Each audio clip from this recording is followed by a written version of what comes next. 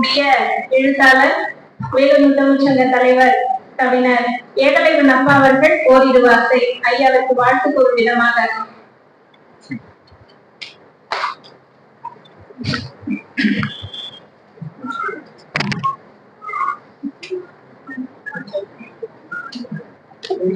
வணக்கம், வாழ்க வளத்துடன்.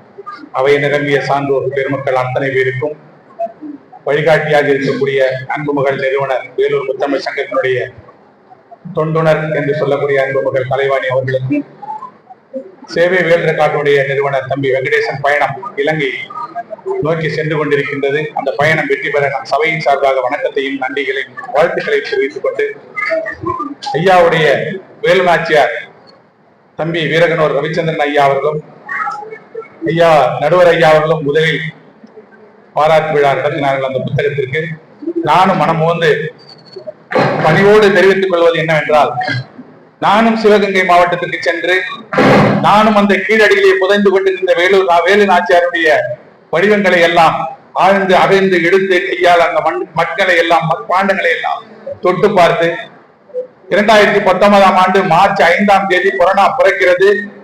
வேலு நாச்சியாருடைய எண்ணம் என் எண்ணத்திலே உதிக்கிறது.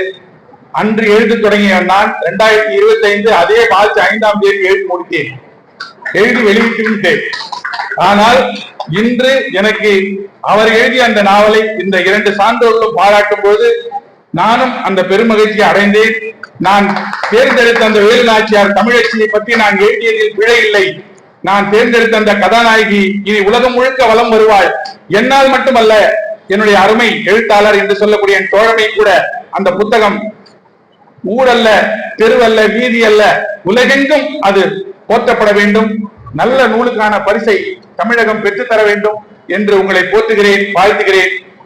இடம் சார்ந்து விடைபெறுகின்றேன். நன்றி, வணக்கம், வாழ்கத்துடன்.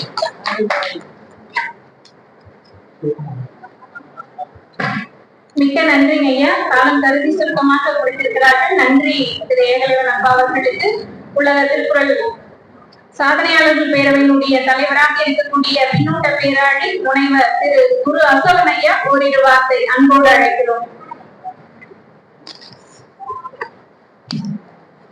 அனைவருக்கும் இனிய நண்பர்கள் வணக்கம். ஒரு சிறப்புமிக்க வரலாற்று நூலை வெளியிடுகின்ற போது ஏதாவது ஒரு சிறப்பு தானாகவே அமைந்துவிடும். அந்த சிறப்பு என்னவென்று சொன்னால், ஒரு படைப்பாளியை முன்பே வெளியிட்டு 2 படைப்பாளிகள் தலைமையிலே இந்த நூலை வெளியிடும். ஒரே பாடுபொருள், அந்த ஒரு பாடுபொருளை பாடி உலக அளவில் பெருமை பெற்ற எங்களுடைய புதுச்சேரி மனை சார்ந்த கலைவர்தன் ஐயா அவர்கள், அதுபோல உலக புகழ் பெற்றக்கூடிய நம்முடைய கவிக்கடல் ஏகலைவன் ஐயா அவர்கள், இருவருக்கு இடையிலே நம்முடைய வீரன்வயல் உதயகுமார் அவருடைய இந்த நூல் வெளிவருகிறது என்று சொன்னால், இது சிவகங்கை சீமையே இது ஒன்றாக சேர்ந்து உங்களை எல்லாம் அறிமுகம் செய்து அந்த படைப்பாளிக்கு பெருமை சேர்ப்பது போல.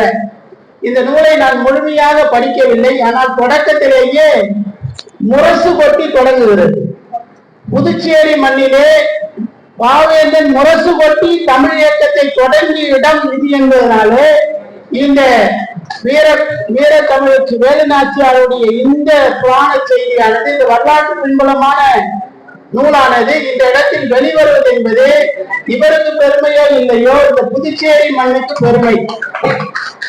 இவர் தொடங்குகின்ற போது ஒரு அறிவிப்போடு தொடங்குகிறார். அத மன்னர் அறிவிப்பு இல்லாமல் இந்த புராண கதை இயங்காது. வரலாற்று செய்தி சொல்லுகின்ற போது மன்னர் அறிவிப்பு, அது என்னன்னு கேட்டீங்கன்னா, நம்மளாம் சேர்ந்து சின்ன பிள்ளைங்க 13 வயதுக்கு உட்பட்ட ஆண் பெண் இருவர் அந்த சிலம்பக்கலை போட்டியிலே பங்கேற்கலாம். இத மன்னன் அறிவிக்கிறான், முரசு கொட்டி அறிவிக்கிறான். அப்படி முரசு கொட்டி அறிவிக்கின்ற போது மக்கள் பேசுகிறார்கள், யாரோடு சண்டையிடுவது? மன்னனுடைய மகளோடு நாம் சண்டையிட முடியுமா? எல்லாம் பேசுகிறாங்க. இந்த கதையில் அப்படியே போகுது.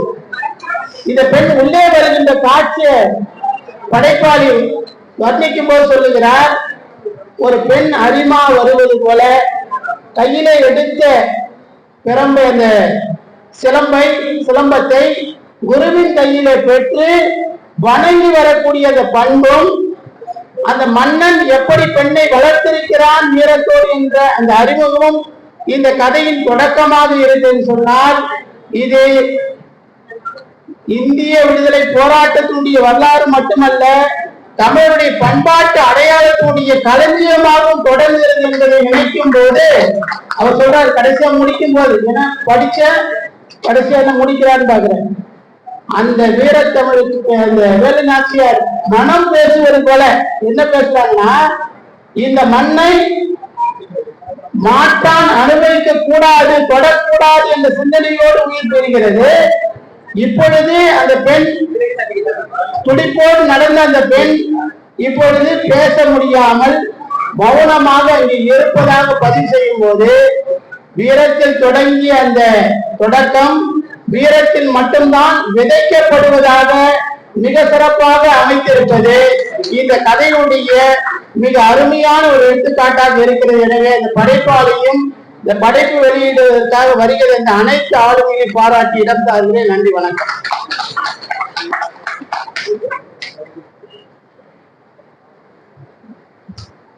மிக்க நன்றிங்க ஐயா. வீர மகாராணி வேலு நாச்சி அம்மா குறித்து மிக அழகாக மதிப்புரை, வாழ்த்துரை, அறிமுக உரை மூன்றுமே கொடுத்து சிறப்பித்திருக்கக்கூடிய மூன்று ஆளுமைகளுக்கும் நன்றிகளை கூறி நூலாசிரியரை ஓரிரு வார்த்தைகள் ஏற்புரை வழங்கி நிறைவு செய்யுமாறு அன்போடு அழைக்கிறோம். வருக கவிஞர் வீரன் வயல் உதயகுமாரன் ஐயா அவர்கள் வருக.